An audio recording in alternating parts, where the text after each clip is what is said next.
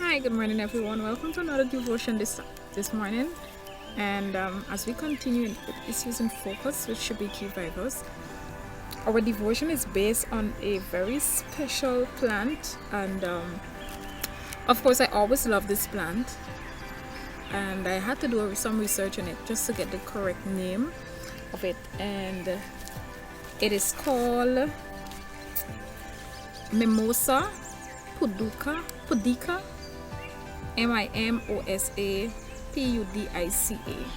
And Piduka simply means shy, bashful, shrinking, sensitive plant, sleepy plant, action plant, touch me not, shameful plant, zombie plant, shy plant. And basically what happens is that it usually falls inward whenever you walk on it or whenever you touch it.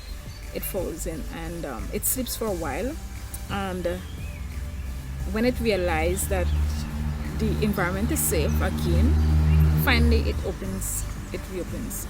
So when I look at this plant, of course I'm trying to find all the different applications that we can find. So I'll share a few applications, but today I'm going to look at one of them from this wonderful plant. And the scripture I would like to use for it is 1 Peter 3:15, which says, "But sanctify the Lord God in your hearts, and be ready always to give an answer to every man that asks you a reason of the hope that is in you with meekness and fear." And in our Christian journey, when it comes to, let me just explain the text a little. Sanctify the Lord God in your heart. So basically, purify our hearts. We stay focused on God, and we stay clean. Try our utmost to stay clean away from sins, and let us be ready to give an answer for the hope we have in Jesus. So for those of us who are Christians, we believe in Christ, and we have the blessed hope that Jesus will come again. We have the hope that God is going to help us through situation and things like that. So when I look at this plant, the moment somebody comes to it, it sleeps. It is just like some of us. When people come to us and ask us why are we Christians, they ask this question about Jesus. We don't answer them. We can't answer them because we don't know. We don't take the time to spend with God. We don't take the time to read God's word.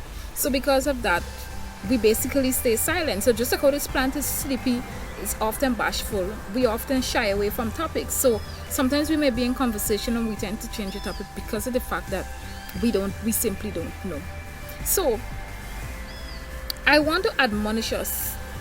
There will be some positive qualities I'm going to bring about with this plant, but one negative I want to bring about it is the fact that don't be like the Puduka, whereby you sleep in, and we like sleeping Christians. We're not prepared to tell people about what we believe in. We're not prepared to tell people about the second coming of Jesus Christ, and we're just shy for everything. Besides Christianity, besides doing things for Christ, we're very shy about. But when it comes to our worldly accomplishments, when it comes to those things, we're never shy about. We